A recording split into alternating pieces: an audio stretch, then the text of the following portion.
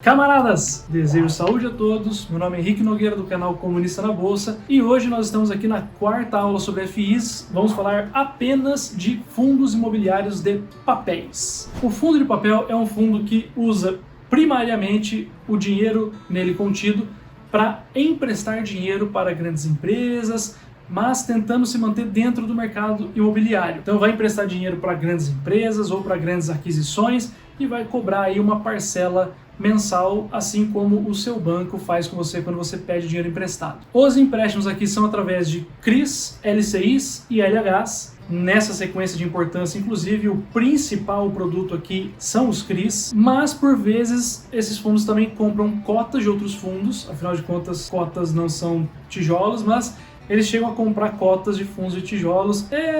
Cota é papel, tá bom? É papel também, a gente fala que ação é papel, então ainda é válido. Mas eles, por definição, eles têm que ter a maior parte do seu capital investido em papéis de fato, em empréstimos. Esses empréstimos são sob condições reservadas apenas para grandes montantes de dinheiro e apenas para investidores qualificados, então você, como pessoa física, dificilmente terá acesso a um investimento dessa qualidade, né? Qualquer um gostaria de emprestar dinheiro para Ambev ao IPCA mais 5, mais 6% ao ano.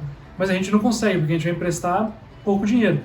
O fundo de papel consegue emprestar 100 milhões, 200 milhões num contrato só e conseguir aí os pagamentos mensais desse dinheiro todo. Os LCIs, então, para quem não se lembra quando eu disse, lá na aula de renda fixa, são letras de crédito e neles vem o risco de crédito pela quebra do banco. Então eles são menos interessantes, porque os CRIs eles são certificados de recebíveis imobiliários, onde são empréstimos securitizados. Por isso que os CRIs são preferidos aos LCIs e os LHs são letras hipotecárias, a gente nem comenta porque é muito difícil você achar um LH num fundo de papel. Falando mais sobre os CRIs então, que são o principal aqui.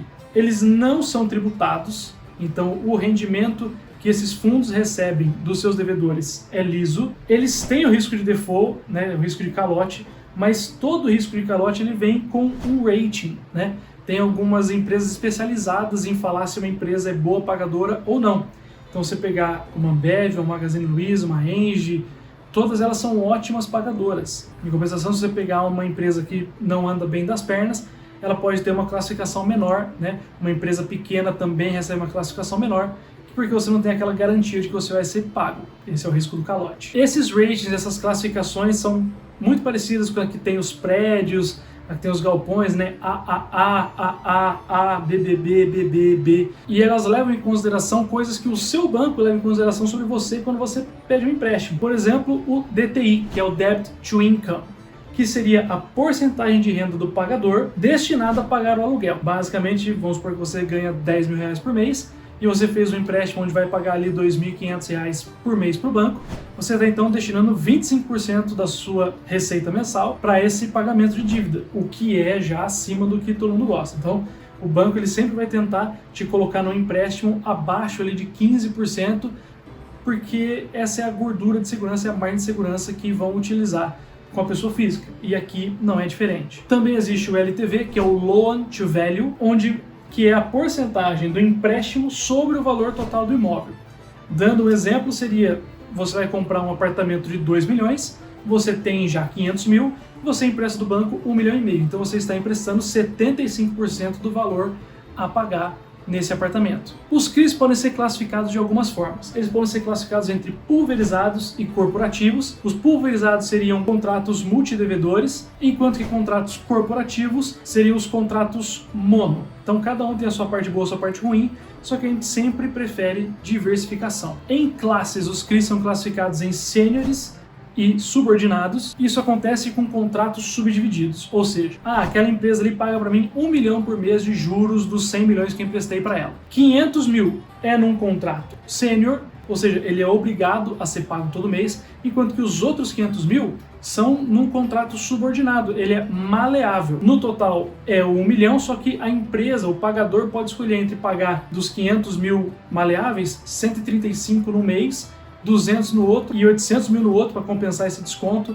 Ele pode se virar melhor, se adequar melhor com os pagamentos, e é exatamente por essa inconstância de caixa que os contratos sêniores são mais baratos, enquanto que os contratos subordinados são mais caros. Os fundos cobram a mais para permitir essa maleabilidade, essa adaptabilidade dos seus devedores. Tem mais risco, tem que ter mais retorno. É simples. Também vale a pena dizer que existem contratos high yields e tem até fundos como o Kinea High Yield que especificamente vai atrás desses contratos. Eles são mais arriscados, portanto tem mais retorno.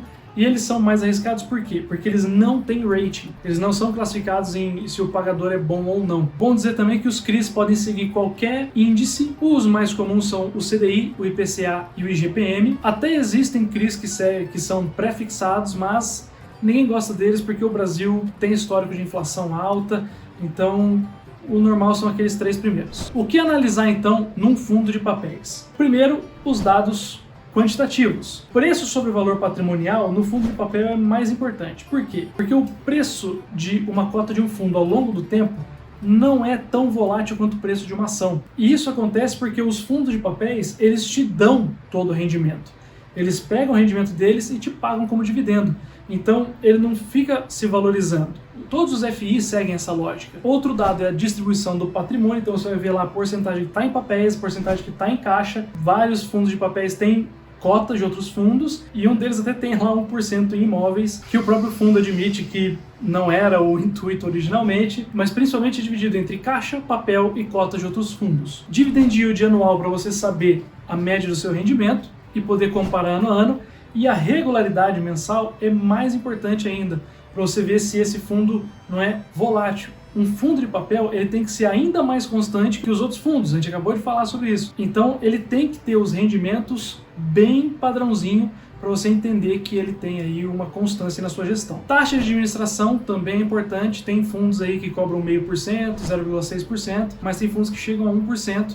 E isso aí, num rendimento que não tem tanta previsão de mudar, come bastante, então preste atenção também. Vários fundos se comparam também ao CDI.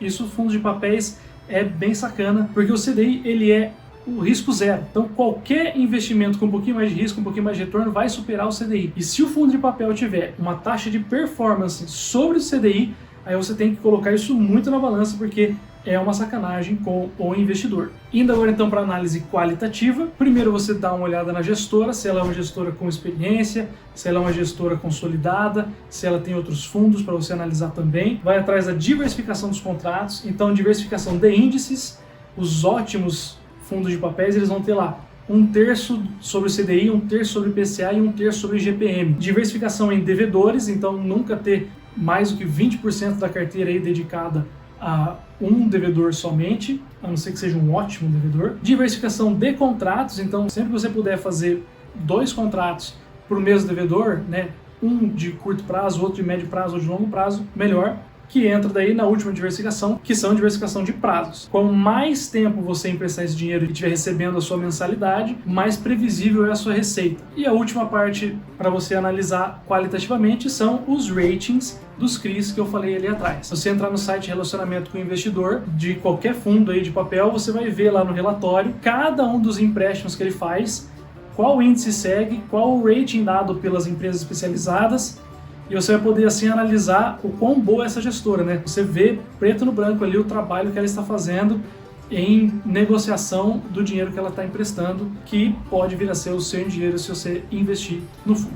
Acredito que fundos de papéis é isso. Tem aí uns 3 ou 4 bons, eu não vou falar nenhum aqui porque no meu foco não é recomendação de compra, que você aprenda a analisar por você mesmo, mas no próximo vídeo aí eu vou analisar um fundo de papel para vocês verem como é. Camaradas, desejo saúde a todos novamente e tchau!